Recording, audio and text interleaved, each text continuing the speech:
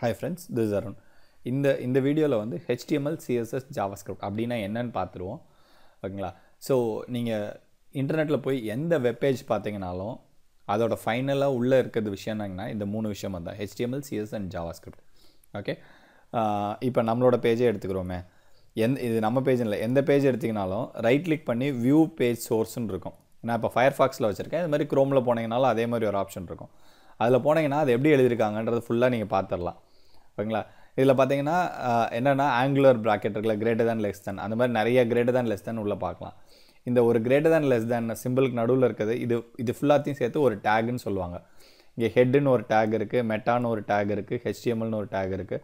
இந்த மாதிரி நிறைய டேக்ஸ் இருக்குது. இதில் இங்கே பார்த்தீங்கன்னா ஸ்டைல்னு ஒரு டேக் இருக்குது, நேவ்னு ஒரு டேக் இருக்குது. ஸோ இதெல்லாம் டேக்ஸ்ன்னு சொல்லுவாங்க. இந்த டேக்ஸ் எல்லாம் சேர்ந்து தான் உங்களோட HTML பேஜ் உருவாகுது. இந்த டேக்லாம் கிட்டத்தட்ட உங்களுக்கு சொல்லணும்னா உங்களோட எலும்புகள் மாதிரின்னு வச்சுங்களேன். Okay, so this forms your bone and your muscle. ஓகேங்களா? இது இல்லாமல் எந்த வெப் பேஜுமே இருக்க முடியாது. ஓகேங்களா? This is first part. Second part என்னென்னு பார்த்தீங்கன்னா, சரி நான் வந்து பேர் பாடியாக இருக்கேன், அதாவது ஒரு மனுஷன் இருக்கான், அவனுக்கு வெறும் சதையும் எலும்பு தோல் மட்டும் இருந்தால் கேவலமாக இருப்பான்ல.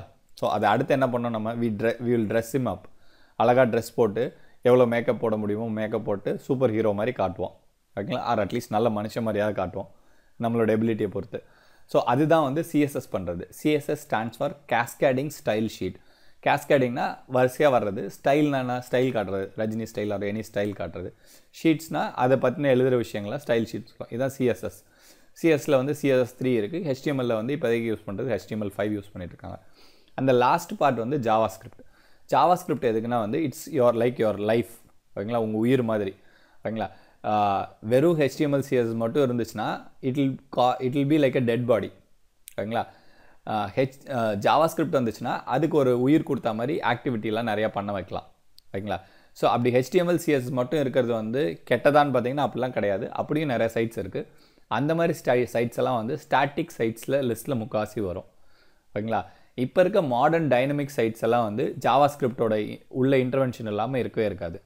ஓகே, இப்போ இந்த பேஜே நான் CSSஐ தூக்கி விட்டு காட்டுறேனே, இன்ஸ்பெக்ட் எலமெண்ட் போடலாம். இது லைவ் பேஜை இதில் CSS எடுத்து விட்டால் என்ன ஆகுதுன்னு மட்டும் பார்ப்போம். CSS JavaScript எடுத்து விட்டு எடிட் பண்ணுறேன் நான். ஓகேங்களா? நான் இங்கே தப்பாக எடிட் பண்ணியிருக்கேன். இங்கே இருக்க ஹெட்டில் தான் எல்லாமே போட்டிருப்பாங்க நார்மலி. ஓகேங்களா? அதை எடிட் பண்ணி ஹெட்டை தூக்கி விட்ருவோம். ஓகேங்களா? ஹெட்டை தூக்கி விட்டோன்னா இப்போ நம்மளோட பேஜ் பார்த்திங்கன்னா ரொம்ப கேவலமாக இருக்குது. இதுக்கு முன்னாடி அழகாக பச்சை கலரில் கலராக காட்டின பேஜ், ரவுண்டு இதெல்லாம் காட்டினது இப்போ ரொம்ப மோசமான நிலைமையில் இருக்குது. இந்த ரவுண்டட் ரெக்டாங்கிள்லாம் எவ்வளோ மோசமாக இருக்குது பாருங்கள். இதெல்லாம் இல்லாமல் இப்படி பரிதாபமாக இருக்கும். ஸோ இதுதான் வெறும் HTMLக்கும் CSS போட்ட HTMLக்கும் உள்ள வித்தியாசம். CSSனால் கொஞ்சம் அழகாக காட்டும். ஆஸ் ஐ செட், பேர் பாடியிலேருந்து ட்ரெஸ்ஸை போட்டிருக்கோம். JavaScript ஆக்டிவிட்டி பண்ணுறதுக்கு, இதை கிளிக் பண்ணால் இங்கே போகணும், அதை கிளிக் பண்ணால் அங்கே வரணுன்றதுக்கு. ஓகேங்களா? ஸோ அந்த மாதிரி விஷயங்கள்லாம் பண்ணுறதுக்கு இது யூஸ்ஃபுல்லாக இருக்கும். ஓகே, ஸோ இதுதான் அது மூணோட connection. Okay, thank you friends, bye பாய்.